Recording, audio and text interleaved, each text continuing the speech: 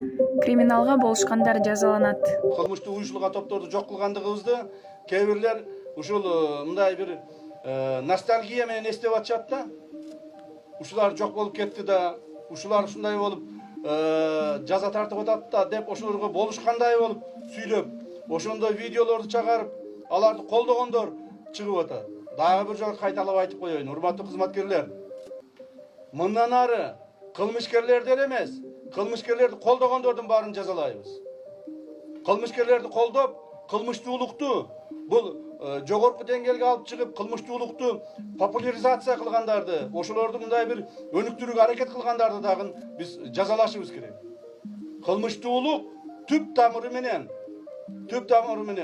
уюшкан кылмыштуулук жок болуш керек.